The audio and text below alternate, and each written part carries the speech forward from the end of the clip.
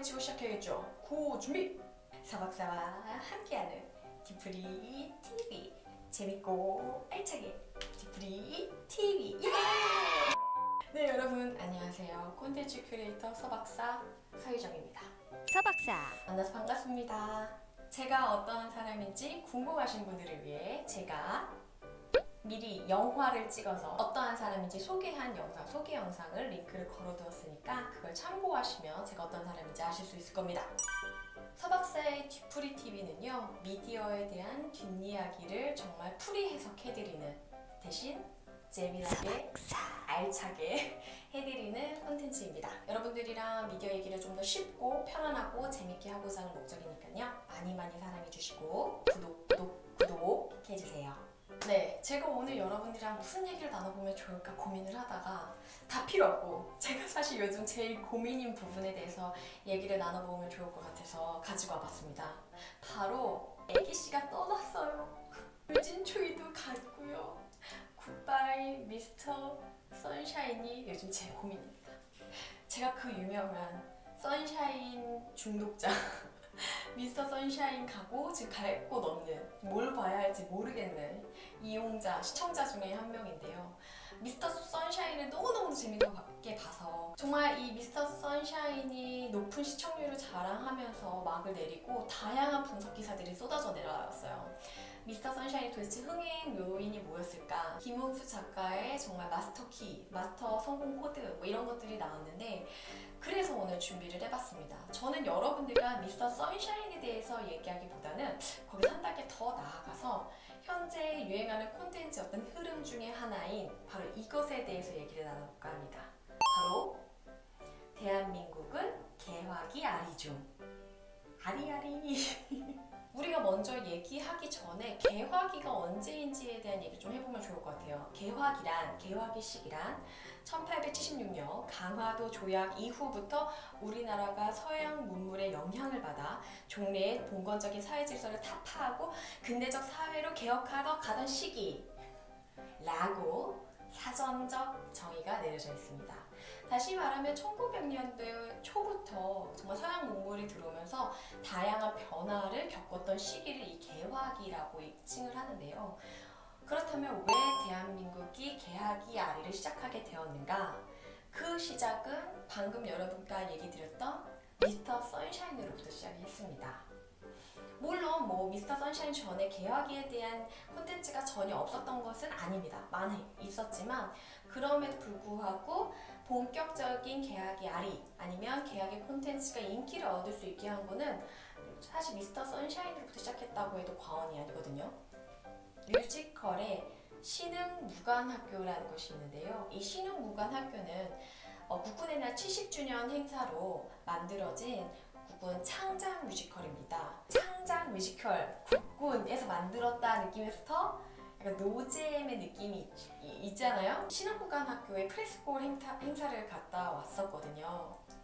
지차옥 씨도 보고 막 강하늘 씨도 보고 했는데 개인적으로 창작 뮤지컬을 별로 좋아하지도 않고 그래서 이 신흥무관학교 프레스콜 행사 갈 때 약간 선입견, 나름의 색안경이 좀 껴져 있는 상태로 갔었어요. 근데 재밌었습니다. 신흥무관학교는 1911년에 만들어진 이제 학교고 독립운동을 위해서 만들어진 기관입니다. 이렇게 신흥무관학교가 내용상으로도 다른 측면에서 다뤘다는 점에서 인기 요인으로 꼽히고 있거든요. 그럼 콘텐츠만 개화기를 바라보고 개화기 아리를 하고 있는가? 아닙니다. 요즘 인싸들이 간다는 정말 힙하다고 말하는 장소들이 개화기의 시대적 배경을 반영한 곳들이 꽤나 많아졌거든요. 되게 가장 유명한 곳으로는 을지로 3가에 있는데요. 이 을지로 3가에서도 커피 한약방, 해민당 뭐 이런 것들이 되게 이 1900년도 초기에 개화기 시기를 잘 담았다고 유명해진 곳입니다. 참고로 저는 그 장소에 대해서 협찬받은 바가 없습니다. 근데 요즘 우리가 새롭다를 뜻할 때의 뉴와 그 다음에 복고를 뜻하는 레트로를 합쳐서 뉴트로라는 말이 떠오르고 있는데요. 이 뉴트로란 말이 예전에는 우리가 복고라고 하면 1970년대에서 90년대 이 시기를 얘기했다면 지금 이 복고라는 단어가 시대적 흐름을 시기를 더 앞서 나가서 1900년대 초까지 거슬러 올라가고 있습니다. 그렇다면 왜? 무엇 때문에 대한민국은 개화기 아리를 하고 있는 걸까요? 네, 첫 번째 요인으로는요, 바로 현대 시기와 개화의 시기의 시대적 모습이 크게 다르지 않다는 겁니다. 옛날에 우리가 시대적 배경을 한 콘텐츠들을 보면 대부분 이제 뭐 조선시대, 고려시대 아니면 그냥 현대물 이런 것들을 다루다 보니까 이렇게 좀 약간 괴리가 있었거든요. 조선시대 뭐 쪽지머리라든가 조선시대에 유행했던 어떤 힙한 아이템, 우리 같은 지금 힙하지 않기 때문에 그냥 그 시대적 콘텐츠를 시대사항으로만 끝내야 되고 나의 라이프 스타일에는 갖고 오기가 매우 힘들었던 거리감을 가지고 있었는데 이 개화기 시기는 현재 내가 가지고 있는 그 생활 문화와 밀접한 연관성을 가지기 시작한 거죠. 미스터 선샤인을 보면 내가 늘 마시는 커피가 가베탕이란 이름으로 하네. 그렇다면 가베탕을 파는 어떤 그런 힙한 장소도 가볼 수 있고요. 그런 것들을 파는 어떤 아이템도 사볼 수 있는 거죠. 이 개화기 시기와 현대 시기에 중첩되는 부분이 많아서 그 중첩된 부분을 소비하는 형태로 나타나기 시작했습니다. 그러니 개화기 시기의 어떤 콘텐츠가 거리감이 적고 아주 접근하기 좋고 그러다 보니까 성공하기가 매우 좋은 거죠. 그리고 두 번째로는요, 개화기 시대에 가지고 있었던 어떤 특징과 현대 사회에서 가지고 있던 이 특징이 되게 비슷한 점을 가지고 있습니다. 매우 유사한 점을 가지고 있는데 어떠한 특징이 유사했냐? 바로 그 당시의 판단이 후세에 결정적인 영향을 미치는 시기라는 점에서 매우 유사한 측면을 보이고 있습니다. 자, 개화기 시대에는 어떠한 측면에서 얼마나 문명을 받아들이고 문물을 받아들이고 어떠한 결정을 하느냐에 따라 그 나라의 정치와 경제와 문화가 매우 달라지는 시기였습니다. 그래서 어떻게 보면 정말 현재 대한민국을 만들어낸 아주 중요한 시기였는데요.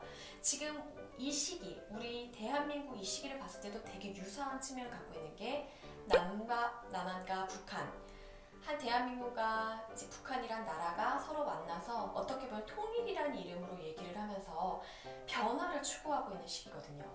이 시기에 어떻게 결정을 내리냐에 따라서 앞으로의 대한민국을 이끌어 나갈 수 있는 너무너무 중요한 시기다 보니까 그 개화기 시기로부터 우리가 놓치지 말아야 할 교훈, 잊지 말아야 할 반성 이런 것들을 배워가기 딱 좋은 거죠. 그리고 세 번째로는요, 이 개화기 시기에 대한 바라보는 눈, 시각이 매우 달라졌습니다. 이 개화기 시기는 사실상 어떻게 보면은 매우 슬픈 시기예요. 그렇잖아요. 나라의 주권을 빼앗기고요. 우리의 문명을 어떻게 보면 내려놓고 신문물을 받아들이면서 우리의 모든 것들이 다 사라지는 실패의 연속의 시기라고 할 수 있습니다. 그러니까 성공의 얘기를 다룰 수 없는 암울한 얘기이기 때문에 그동안 콘텐츠에서도 아예 광고 후나 아니면 광고 직전, 그러니까 성공을 다룰 수 있는 이야기 혹은 아예 조선시대의 이런 개화기 시기를 좀 다루는 것을 기피하는 현상을 보였던 거죠. 근데 현재 콘텐츠에서는 이 개화기 시기를 그냥 정치적인 시대적 배경으로만 바라보는 것이 아니라 그 시대를 살아가는 사람들의 문화라든가 생활 방식, 라이프 스타일에 더 포커스를 맞춰서 이 사람들의 어떤 삶에 대해서 다루기 시작한 거죠.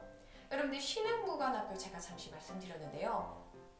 신흥무관학교는 그 친구를 읽는 아픔 이런 것들을 다룰 수밖에 없지만 중요한 포커스는 어디에 맞췄냐면 이 4명의 친구들이 그리고 이 4명의 친구 플러스 이름 없는 그 당시의 의병들이 어떻게 어떠한 생각으로 이 시기를 지내왔고 어떻게 독립을 위해 싸웠는가 이 사람들이 어떠한 생활의 삶을 가졌는가에 더 포커스를 맞췄습니다.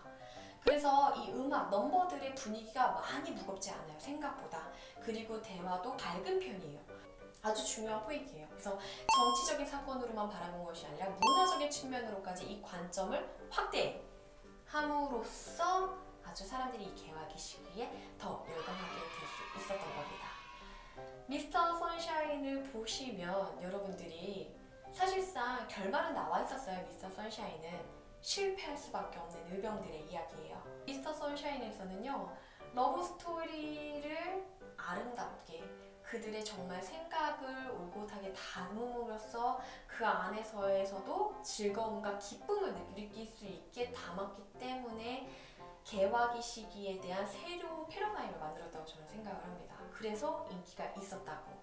혹시나 행여나 그 인물들이 죽을지언정 그 콘텐츠를 다루게 소비할 수 있는, 즐길 수 있는 문화가 되지 않았나 생각합니다.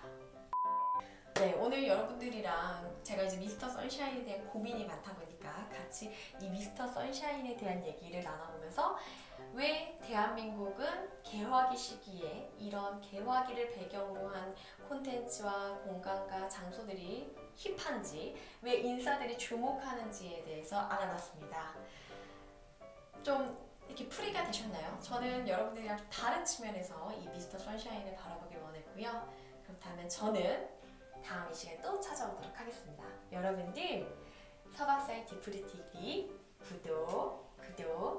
구독해주세요. 안녕.